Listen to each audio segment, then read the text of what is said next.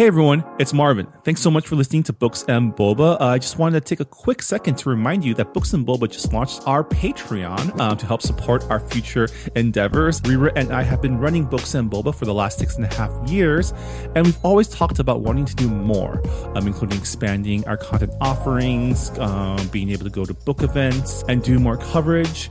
And so to help us get closer to those ambitions, we started a Patreon to help us grow and to better support books by Asian and Asian American authors. We are offering 2 tiers for our Patreon. The first is our regular Boba member coming in at $3 a month, which will give you access to our brand new Books Boba Discord server, so you can engage with your fellow Books Boba Club members and also Rita and myself in real time. This is where we'll be aiming to move the bulk of our book club discussions, but rest assured we'll still have a presence on Goodreads as well. And our premium tier is our Honey Boba member tier, coming in at $5 a month, where in addition to access to our Discord server, you'll also get access to our monthly Boba Chats, a bonus podcast where Rita and I and some guests will get together each month and have a more casual discussion on stuff that may or may not be book related, as well as answer some listener Q&A. Honey Boba members will also have access to a poll to help decide an official Books Boba book pick once per quarter. So if any of that sounds interesting to you, support Books Boba on Patreon by going to patreon.com/booksandboba. As always, Rita and I really appreciate your support. All right, thanks for listening, and I'm on with the show.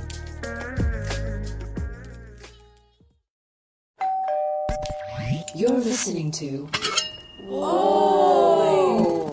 Potluck.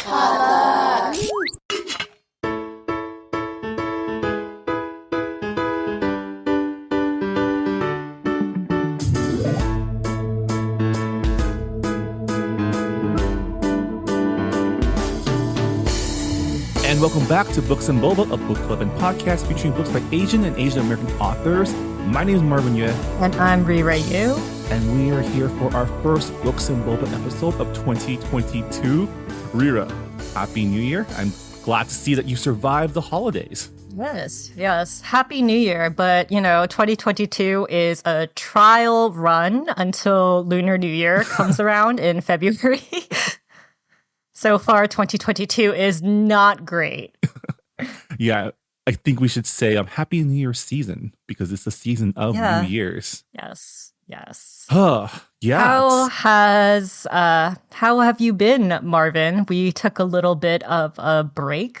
It was our first mini break since we started this podcast since 2016. I feel like we take mini breaks every once in a while just because we're not like strictly weekly, but I think it's our first month where we didn't have a book to read since we combined our December and January book picks together.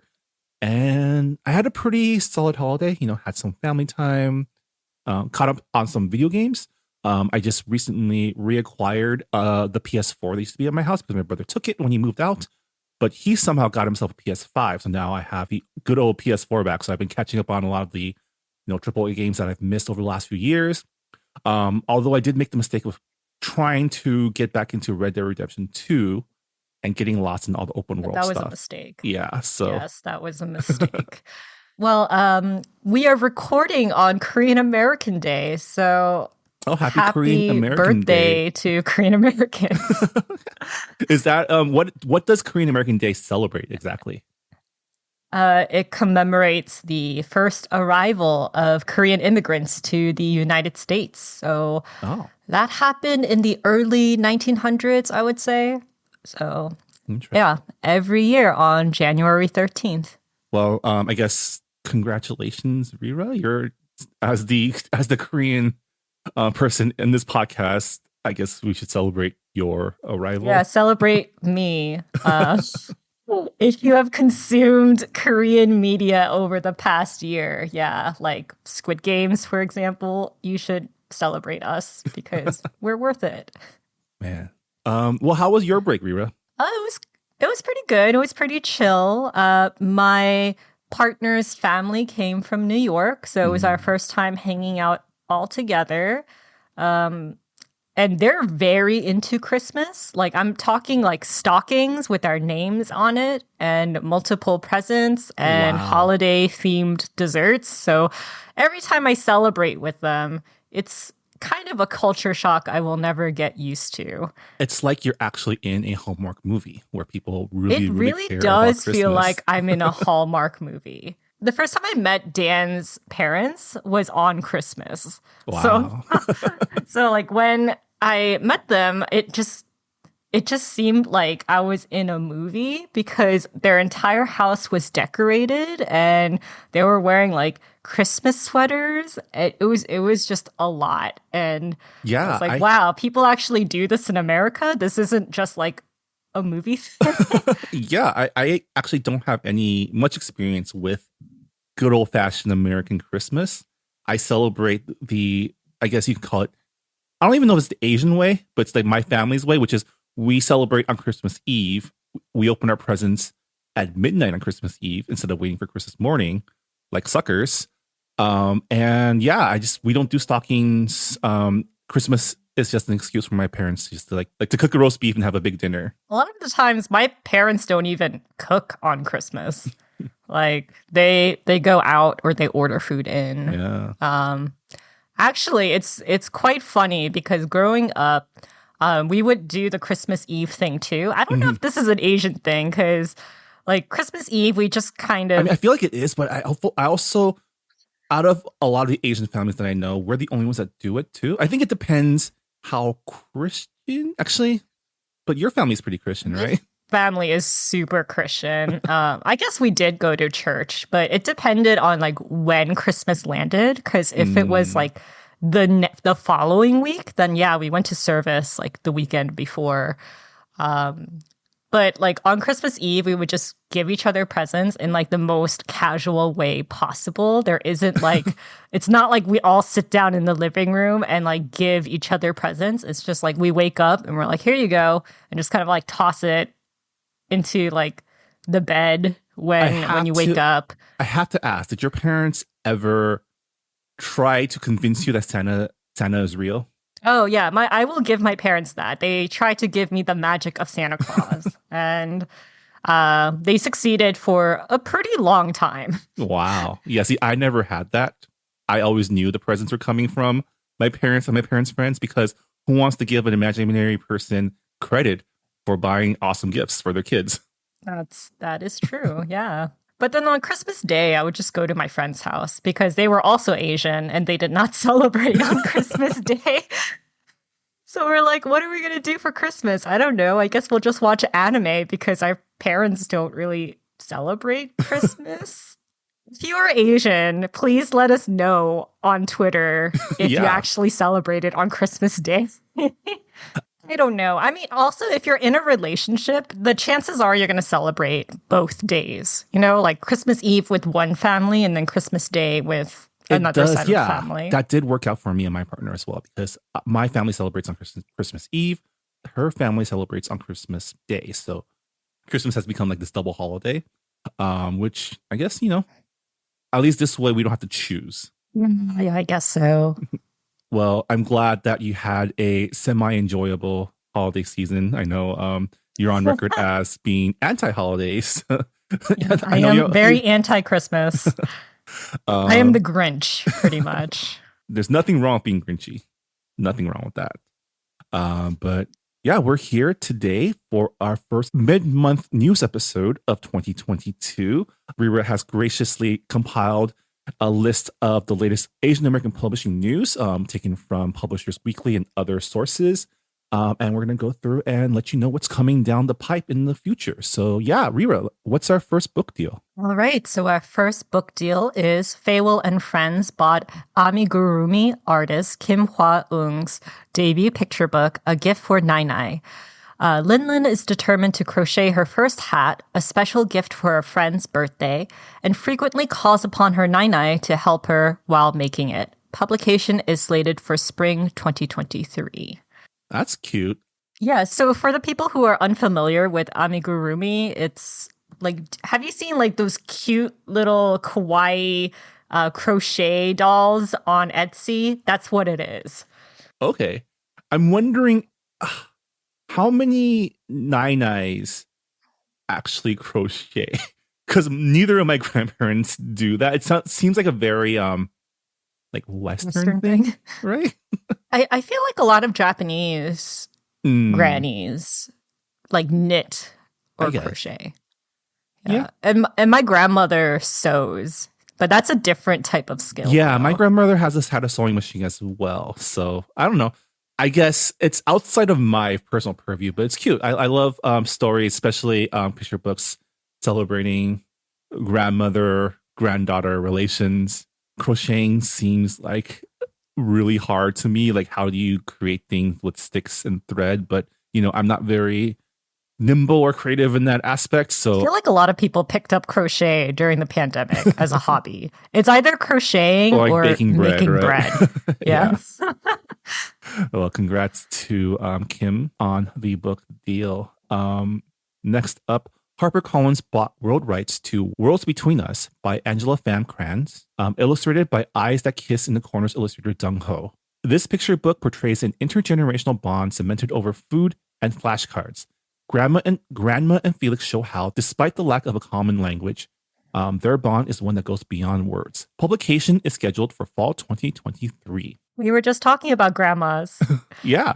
And again, it's something that is kind of outside of my own experience. Like, I've always been able to communicate with my grandparents because I grew up speaking Chinese. But I know a lot of people who did not grow up speaking the same language as their grandparents. And I'm sure this book will help them feel seen as well. I feel like I was able to communicate with my grandparents when I was younger, but as I had gotten older and stopped using Korean to talk to my parents overall, I kind of lost my speaking abilities. So the last time I went to Korea to see my grandparents, it was very awkward Oh, where they would be talking and I would understand what they were saying, but it was hard for me to articulate a response back. So I can definitely understand this kind of language gap that this picture book portrays. And I'm sure a lot of kids can understand it as well. Yeah. And yeah, even though you don't share a common language, love is a language. So I'm pretty sure that picture book will highlight on that theme as well. Okay, so our next book deal is Levi Corrido bought world English rights to Nine Colored Deer, written and illustrated by Kailin Duan. The picture book is inspired by the 1,500-year-old Mogao cave paintings in Dunhuang, China. Jeremy Tang will translate from the Chinese language. Publication is scheduled for fall 2022. Have you heard of these cave paintings? I have actually. There's a very famous Chinese animated film that features the nine-colored deer, and I think I know about this because there is a crossover with a gacha game that I play, specifically related to that film going on right now. So it just so happens that I recently read up on it. But yeah, it's a very distinctive design and aesthetic. And if you see a picture of it, it might be familiar because I think that it's been replicated in other properties as well. Hold on, let me look at it on Google. Oh yeah, I've definitely seen this. Yeah. Yeah. It's a very specific aesthetic. Yeah, so that's pretty cool. It's being adapted and translated to Western audience. It's Yeah, I mean, how often do we see something that old survive this Yeah. long, you know? Yeah. All right. Next up, Bloomsbury acquired Hair Oil Magic by author-illustrator Anu Chouhan. The book is a generational story about the bonding experience between a mother and daughter during their weekly hair ritual that was inspired by the author's own memories with her mother. Publication is slated for winter 2024. So, again, something that is outside of my personal experience because I don't really have any hair memories as I guess, a boy. Except for the dreaded bowl cut haircut.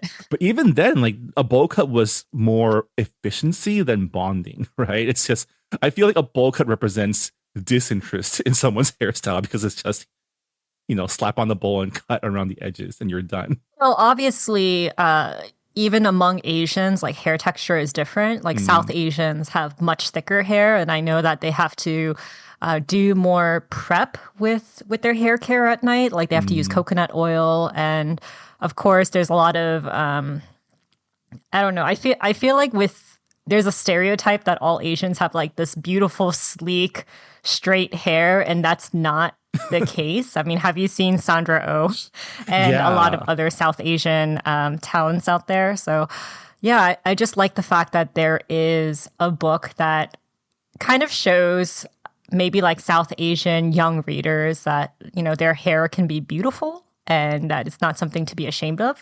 Yeah. All right, next up, Quiltree acquired Kelly Zhang's debut picture book, Take Me to Laolao, which will be illustrated by Evie Zhu.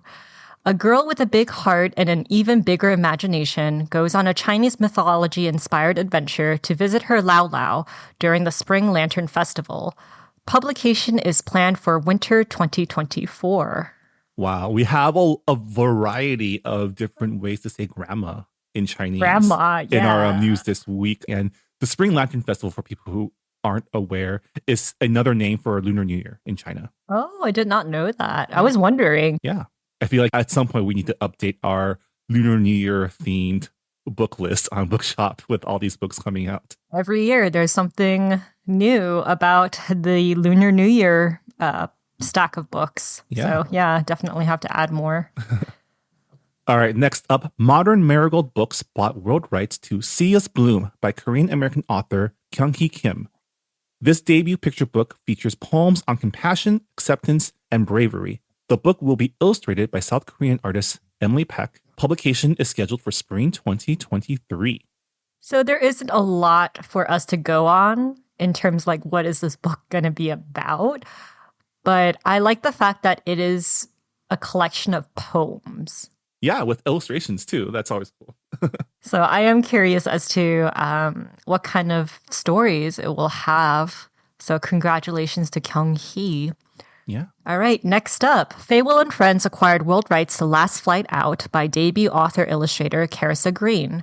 For 9-year-old Huang, life in Saigon is mostly normal, but when a bomb shakes the earth, her family decides to flee on Pan Am's last flight to America.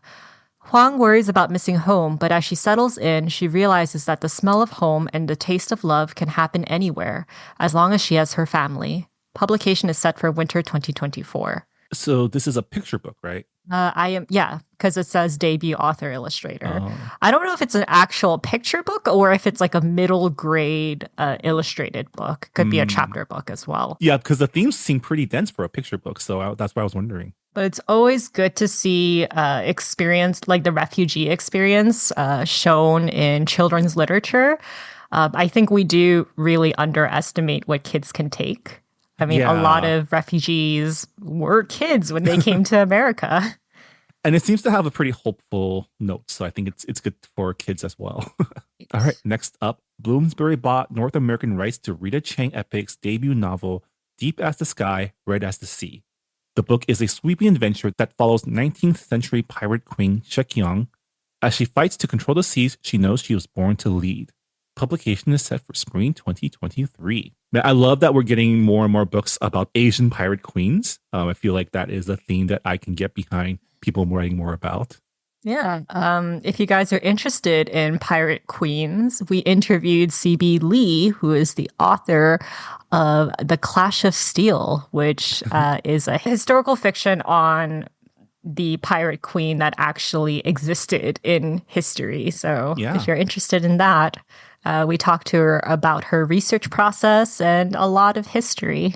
Yeah, check out that book if you want to, I guess, get in the mood for Rita's book. I'm not sure if Shek-Yeong, the pirate queen that's mentioned in her book, is also a historical figure or not. But again, it's cool that we're getting more stories about pirate queen. I think pirate queen is just a really cool term and theme. And I just like, I've been watching The Expanse, which the last episode is coming out this week. And in this season, there is also a space pirate queen there as well. So I think that's like space pirate. Yeah. All right, so we have one last book deal left. William Morrow bought rights to Jade Song's Chlorine. Pitched in the vein of Han Kang's The Vegetarian, the book is about a competitive swimmer driven to the extremes by the pressures of living up to her family's expectations, her coach's demands, and the envy of her peers until she decides that to achieve her dreams, she must become a mermaid by any means necessary and no matter the blood she'll spill. Publication has not been announced yet. Wow, that took a turn. Yeah, that got dark. Well, when Han Kang's The Vegetarian was mentioned, I was like, oh, this is going to be a weird book because The Vegetarian is about a lady who wants to become a plant. So, Oh. yeah, that's a turn that I did not expect, but it sounds pretty cool.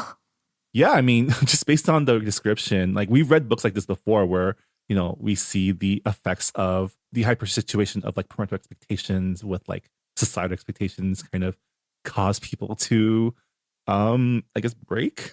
Yeah, it's definitely a familiar story.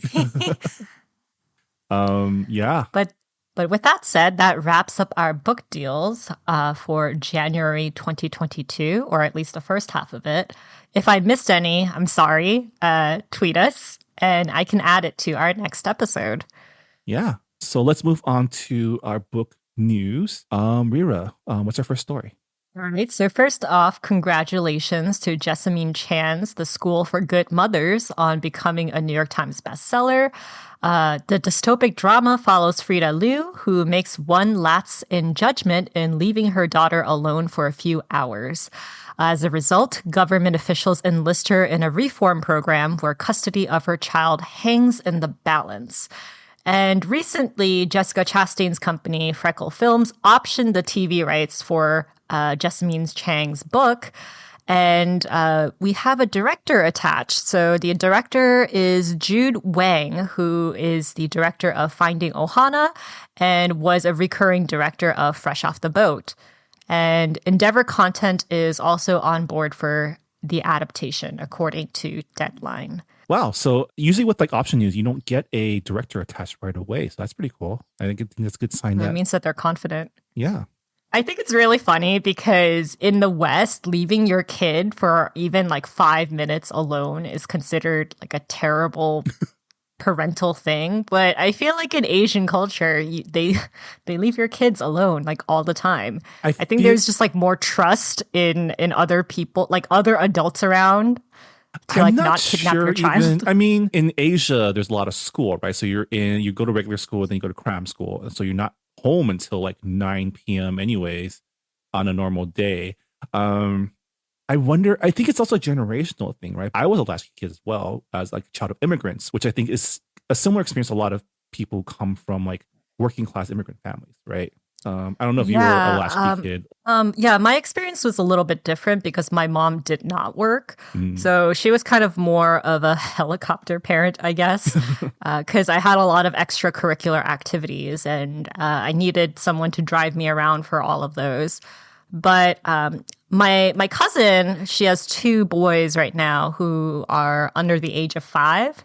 And I know that she's teaching her kids to be more independent. So I know for a fact that they've gone on errands by themselves. But of course, like the parents are kind of like hiding around the corner and making sure that their kid is like not kidnapped. But it's really cute that they're trying to instill independence in their kids and having them learn common sense when it comes to like approaching adults for help. It's like, make sure you pick a good adult who can help you. Don't pick someone who is creepy. And I know that a lot of young kids in Korea, they know how to take the subway by themselves. They have their own kid cell phones, which, allows them to call their parents in terms of like an emergency. So I think there is definitely a cultural difference when it comes to leaving your kids alone. Yeah, and I wonder, like, I'm actually not familiar with Jessamine's book, The School for Good Mothers, but I wonder, do you know which side she comes down on, or what is the, I guess, theme of that book? I mean, it's a dystopia drama. So I've heard that it's kind of like The Handmaiden's Tale, where it kind of talks about like not patriarchy, but like the toxic ideals of motherhood, the right? strict gender norms of like, this is how a mother should be. Oh. This is how you should raise your child. There's only like one way to be a good mother, which is not perfect at all. So yeah, it sounds very interesting because like, how would a reform program look for those types of moms?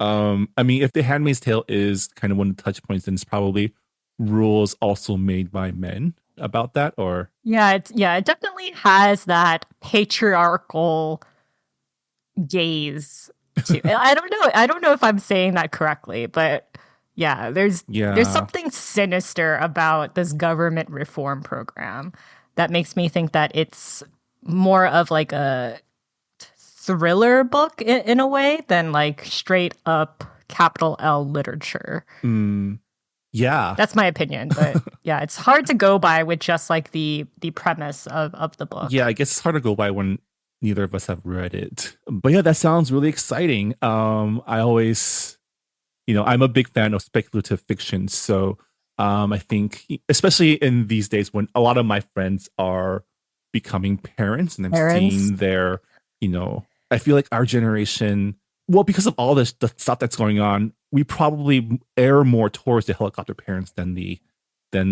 type of parents who will let our kids be, on their own. So I think it'll be interesting to see, those themes being addressed and confronted in this adaptation. Yeah, definitely. All right. So, Marvin, what is our second piece of news? So this is breaking news from this week. So we've talked about Abigail Hingwen's book Love Boat Taipei on this podcast before. We had Abigail on for an author chat, and we've also reported on the casting news like in a previous news episode. But the film adaptation of Love Boat Taipei has acquired a publisher. Lionsgate will be handling global sales of Love Boat Taipei, which started production in Taiwan before Christmas and has a budget of about 10 million, which I guess overall is not that huge of a budget for a film. Yeah, it's definitely not big enough for a project this ambitious, in my opinion. But I've seen creative directors like use the budget that they have to its maximum. So I'm just hoping that it's enough. And, like the cast seem pretty cool. I remember we've announced the actors a couple of episodes back. Yeah. And if you checked out Abigail's Instagram, like she's on site with them, like partying it up in Taiwan, which is pretty cool. Yeah. And there's actually a sequel to Love Boat Taipei. It's called Love Boat Reunion, and it comes out later this month. So for those of you who have already read the book, you can read the sequel in a couple of weeks. Yeah. Well, congrats to the whole crew, especially Abigail, for being one step closer to this film becoming a reality. It's great to see that they're in production, which means we'll probably be seeing this film probably next year, hopefully. But it's really hard to tell with the pandemic. That's true. Yeah. I don't know what the situation is in Taiwan, though. If they were already starting production, I'm guessing that it's a little bit better over there than it is here in America. Yeah, I know Taiwan had a pretty severe lockdown like during the summer, but I think they've been getting a little better now that they have vaccinations. And obviously being in American production, hopefully they're following a lot of those, a lot of safety regulations as well. But yeah, excited about the news. Congratulations to the production. And yeah, looking forward to seeing this film out in theaters sometime soon. So we have one last piece of news. This is actually not on our document of news that we're looking at right now, but I thought I would be remiss to not mention this, even though it's not Asian American related. But we did talk about this fraud / phishing scheme. So I thought maybe I should, do an update on it. So I think it was like last year when I mentioned that there was this international phishing scam where someone would email a bunch of publishers and authors asking for manuscripts, and then they would just steal those manuscripts and they would just kind of disappear into the ether. Like it wasn't leaked or anything. Like this person was just stealing manuscripts, and we're using like a very sophisticated way where they were impersonating publishing professionals to get those manuscripts. And this scam has been happening since 2016. So they finally caught the guy. And his name is Filippo Bernardini. And he's an Italian citizen who worked for the UK publisher Simon & Schuster. And he was arrested this past Wednesday. So this is kind of breaking news. But the FBI had been working on this case for about 4 years. So it was like a long, ongoing investigation. And I remember people on Twitter kind of celebrating, being like, oh my God, they finally caught this guy who was just scamming like hundreds of authors and publishers. And yeah, it's just been really weird seeing this case unravel over the past couple of years because no one knew who it could be.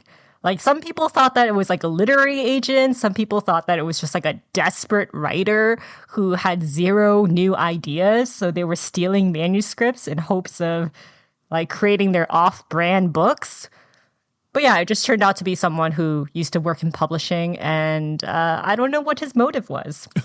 Maybe he just really wanted to read these books and couldn't wait for a publishing date. Yeah, maybe. Because he didn't do anything with them. It's a very extreme way of building that TBR list, to be honest. Yes. I don't know. Like maybe it's like, some hackers, they just hack just to show that they can do it, and they don't do anything with the thing that they steal. This is like the white hat of like publishing scams. Is that what you're suggesting? I guess so. It's like a psychological game saying, oh yeah, this manuscript that you thought was like super secure, it's not. Because I think one of the manuscripts that they were going after was the latest book in the Millennium series, which is the series that has the girl with the dragon tattoo. So he went after like very, very high profile manuscripts, as well as really low, like no one knows what this book is, but he asks for the manuscript anyway. So there really wasn't like a specific demographic for the manuscripts he was stealing. Wow. But yeah, very interesting. It's like you said, it's a very weird way to build a TBR pile. Who knows what his motive is. Maybe we'll see in future coming articles, because this is kind of like breaking news since it came out like earlier this week. But yeah, very yeah. I'm glad that they caught the guy.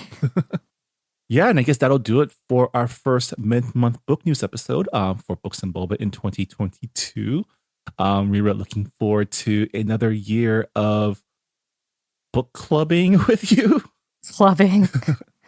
Yeah, we have actually, Rita and I sat down for, I guess, brunch for the first time in like 2 years this past week to talk about some interesting things that we want to try this year to help better engage with our book club members.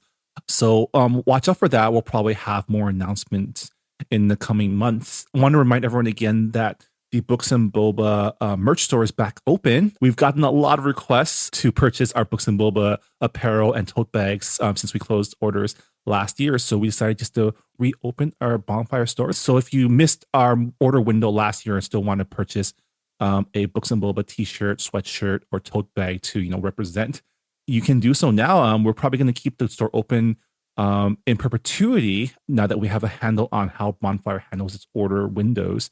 So yeah, if you want to support our podcast and look cool while doing it, you can check that out.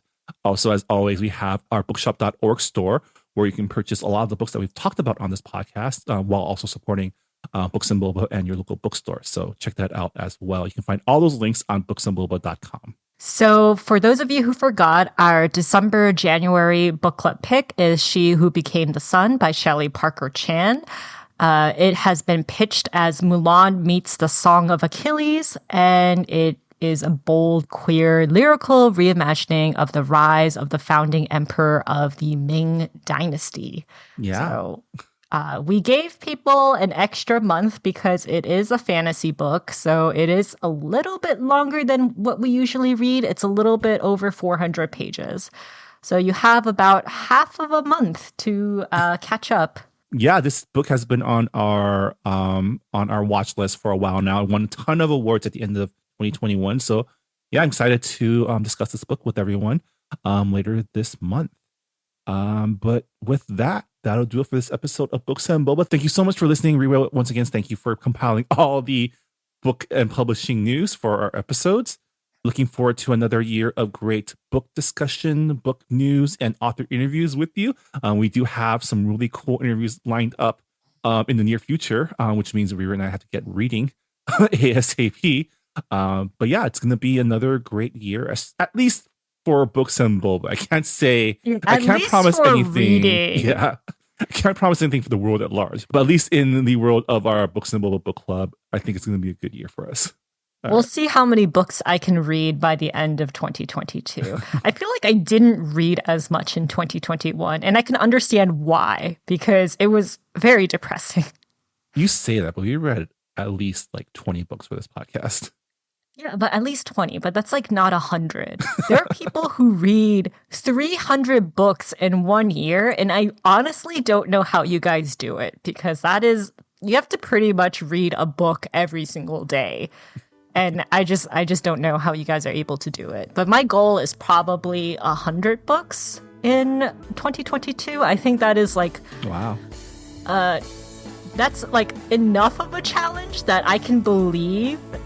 Like, it's believable. Like, I feel like I can do it if I take it seriously enough. Well, I'll check in with you from time to time to see what your book count is, just as like a pacekeeper. That's my promise to you. I just have to pick a lot of short books. It's going to be the year of novellas, you know? All right. Well, thanks for listening. We'll see y'all next time. Bye. Bye. Thanks for listening to Books and Boba. This podcast was hosted by Marvin Yue and Rira Yu and edited and produced by Marvin Yue.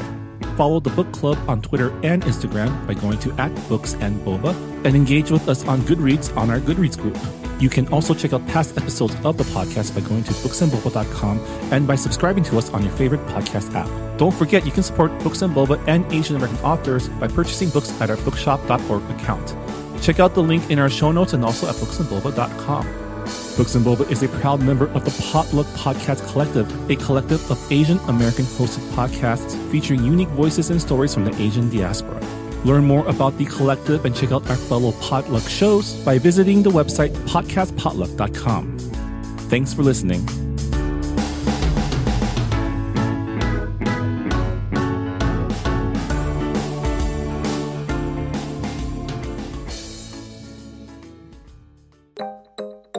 Hey, Sharon.